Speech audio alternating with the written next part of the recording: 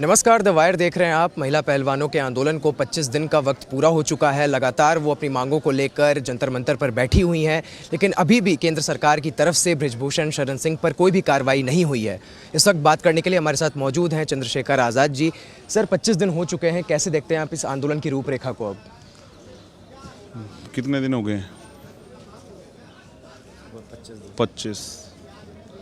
उससे पहले 3 महीने, और घटना उससे भी पुरानी है। मैं ये मानता हूँ अगर कहीं अपराध हुआ है तो अपराधी पे कार्रवाई होनी चाहिए।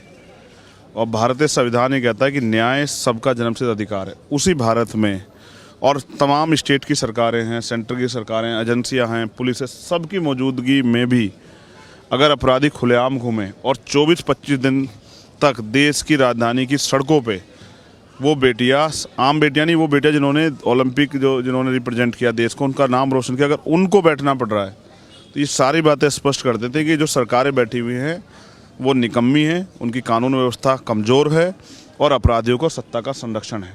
जब हम इस पर बात कर रहे हैं तो देश के प्रधानमंत्री 2024 की बात कर रहे हैं।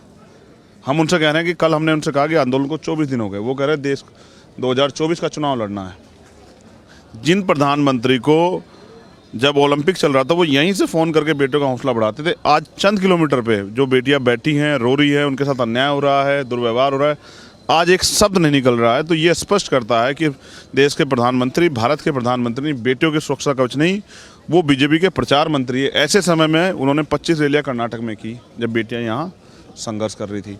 तो ये स्पष्ट होता है कि देश के प्रधानमंत्री को देश की इज्जत से कोई फ़र्क नहीं पड़ता। और आज अभी मैं इस प्रोटेस्ट में एक और हमारे सीनियर साथी जिनका समर्थन था, सत्यपाल मलिक जी जो गवर्नर रहे हैं, मैं उनसे मिल के अभी आया, क्योंकि कल परसों तरसों वो मेरे साथ यहाँ आए थे और उनके घर पे सीबीआई के छापे पड़े। उन्होंने एक सवाल खड़ा किया सरकार के सामने कि पुलवामा हमला, क्योंकि सरकार राष्ट्रवाद का बड़ा चोला उड़ती है, 40 जवानों की, आपको जान के अचरज होगा वायर वालों को, 40 जवानों की शहादत हुई है, लेकिन अगर आपका जूता चोरी हो जाए उसमें FIR दर्ज होती है, आपका चश्मा चोरी हो जाएगा, मोबाइल फ़ोन चोरी हो जाएगा, इसकी कीमत 8,000 रुपये, 5,000 रुपये FIR दर्ज होगी। लेकिन 40 जवानों की शहादत हुई, एक सिंगल FIR पुलवामा में दर्ज नहीं हुई।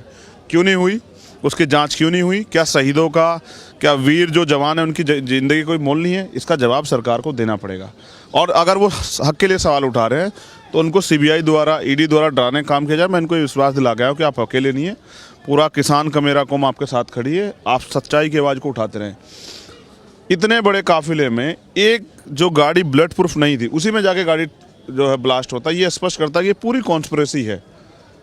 एक व्यक्ति, अगर आपको याद, वायर वाले बहुत मेहनत करते हैं, एक DSP पकड़े गए थे, DCP या DSP शायद पकड़े गए थे, जिनके गाड़ी में कुछ टेररिस्ट और उनको सपोर्ट करने का जिनके ऊपर आरोप था। आपको पता है पुलिस ने उनके खिलाफ चार्जशीट नहीं लगाई और वो यहाँ से 3 महीने में बेल लेके चले गए। और उन्होंने जब पकड़े गए उन्होंने कहा एक अधिकारी से कि बड़े ऊंचे दर्जे का मामला, कहीं ना कहीं देश को गुमराह करने के लिए सरकार इस तरह के षड्यंत्रों में शामिल है और सरकार इस तरह के षड्यंत्र को हवा दे रही है जिससे कि उनका राजनीतिक एजेंडा सेट हो। हम लोगों को चारों तरफ नज़र रखनी पड़ेगी कि देश में आज हो क्या रहा है। पहले मुसलमानों के साथ अन्याय हुआ, फिर किसानों के साथ अन्याय हुआ, 2 अप्रैल के समय में दलितों के साथ अन्याय हुआ, अब नौजवान बेरोजगारी से वैसे नौजवानों के साथ अन्याय हो रहा, और आज पहलवानों के साथ अन्याय स्पष्ट करता है कि सरकार समय समय पे सबको कमज़ोर कर रही है। इसलिए सबको मिलकर इस सरकार को सबक सिखाना चाहिए। और देश के प्रधानमंत्री कब बोलेंगे, मैं तो ये सोच रहा हूँ, कब वो चुप्पी तोड़ेंगे, कब वो जवाब देंगे, कब वो बताएंगे कि वो अपराधियों का संरक्षण कब बंद करेंगे।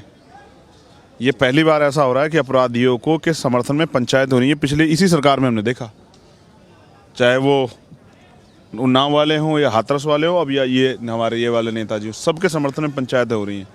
तो ये एक नया ट्रेंड बीजेपी की सरकारों में खड़ा हुआ है। हमें इसको भी ध्यान रखना पड़ेगा कि आज इन बेटियों का मामला है, कल किसी और बेटी का मामला होगा। अगर अपराध को समर्थन इस तरह सरकारें करती रही तो अपराध बढ़ता रहेगा और कल इस देश में बहन बेटियाँ सुरक्षित नहीं रहेंगी।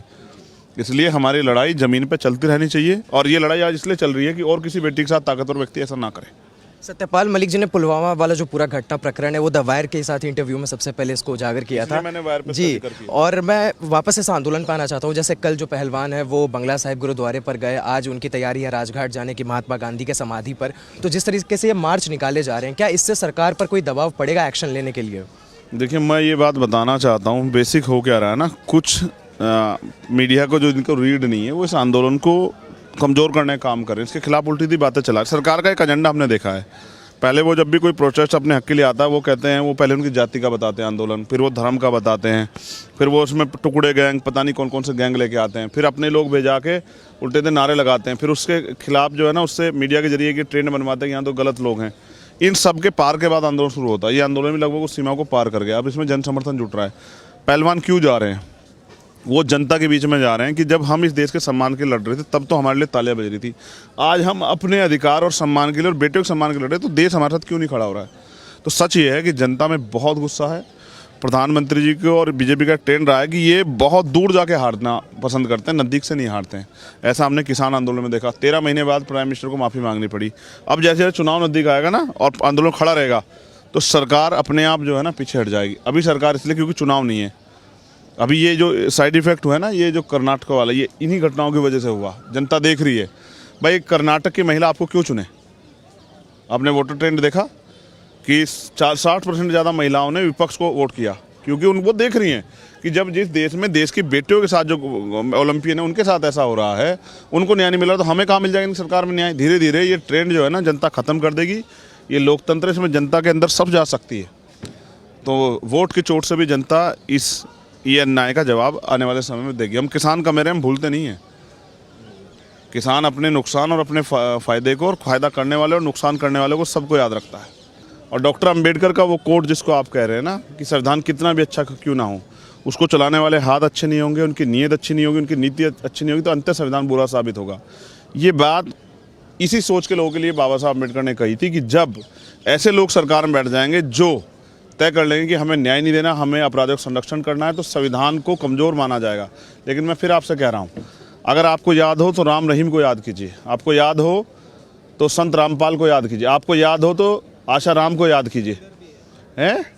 हाँ, इसलिए याद करा रहा हूँ आपको। सेंगर को इसलिए नहीं ले रहा हूँ क्योंकि ये लोग जो है ना, ये बहुत प्रभावशाली लोग थे। आपने देश के प्राइम मिनिस्टर को वीडियो आप देख लेना, कई चीफ मिनिस्टर की देख लेना कि वो आशा राम जी के उसमें हैं और उनसे कह रहे हैं गुरुजी बहुत अच्छे हैं। आज वही गुरुजी जेल में है। किसकी वजह से? संविधान की वजह से।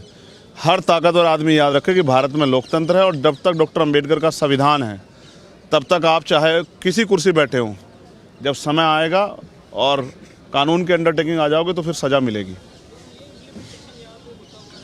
जब सत्ता पूरी सत्ता संरक्षण करेगी अपराधियों का तो कैसे संभव है? इसको संभव कराने के लिए प्रोटेस्ट चल रहा है, क्योंकि आंदोलन तब होता है जब सरकार सब नाउम्मीद होता जाता है, पीड़ित, कि हमें न्याय नहीं मिलेगा, तब वो जनता के बीच जाता है। पहले वो जाता है पुलिस में, फिर वो जाता है कोर्ट में। जनता के बीच कब आता है? जब वो देख ले कि यहाँ से न्याय नहीं मिल रहा। मुझे उम्मीद है जनता के आदेश के आगे सरकार को झुकना पड़ेगा और न्याय होगा। एक आखिरी सवाल चंद्रशेखर जी, एक जो आप कहते हैं इस आंदोलन के बारे में कई बातें कही जाती है, एक बात ये भी कही जा रही है कि राजनीतिकरण हो रहा है। आप भी एक राजनेता हैं, आपकी एक पॉलिटिकल पार्टी है, तो आप भी लगातार इस आंदोलन में आ रहे हैं। आप अपनी क्या भूमिका देखते हैं इसमें, इनको न्याय दिलाने में? मुझे तो उम्मीद थी कि 24 दिन सरकार इंतजार नहीं करेगी। एक समय निश्चित हुआ था, अभी भी 21 तारीख का एक समय निश्चित है कि उसके बाद हम लोग आगे बढ़ाएंगे प्रोटेस्ट को। तो कल ये सवाल कल आया था, तो बजरंग ने इस पर एक बड़ा अच्छा जवाब दिया। बजरंग ने कहा कि हम ये चाहते हैं बीजेपी के लीडर्स यहाँ आ जाएं और वो आके हमें न्याय दिलाए। और मैं प्राइम मिनिस्टर से भी मांग करता हूँ कि वो हमें न्याय दिला दे। हम यहाँ चले जाएंगे, ना हम यहाँ होंगे, ना ही कोई राजनीतिक व्यक्ति यहाँ आएगा। इससे स्पष्ट होता है कि ये लड़ाई न्याय की है, राजनीति की नहीं है। और मैं एकमात्र ऐसा शख्स हूँ जिसको वोटों के नफ़ा नुकसान का फ़र्क नहीं है। जब बात संविधान की, बात महिलाओं की इज्जत की, बात कानून की आएगी, बात न्याय की आएगी, बात जो है स्वाभिमान सम्मान की आएगी, तो मैं राजनीतिक नफ़ा नुकसान को पीछे छोड़ देता हूँ। इसलिए मैं यहाँ हूँ। और राजनीतिक दल के व्यक्ति का अध्यक्ष क्यों नहीं बैठा हुआ यहाँ? क्योंकि अगर हम आज इस अन्याय के समय अपनी बेटियों का, बहनों का हौसला नहीं बढ़ाएंगे तो कल कोई बेटी हिम्मत भी नहीं करेगी अपने साथ हुए अपराध के लिए बोल जाएं। मैं तो पहलवान बेटियों का, भाइयों का धन्यवाद करता हूँ कि वो आए निकल के, और वो सिर्फ अपनी लड़ाई नहीं लड़ रहे हैं, और बेटियों की लड़ रहे हैं जिनको हम सामने नहीं ला सकते हैं। मेरा ये मानना है अगर कानून सही तरह से इम्प्लीमेंट होगा तो कोई अपराधी कितना भी ताकतवर हो जेल में जाएगा।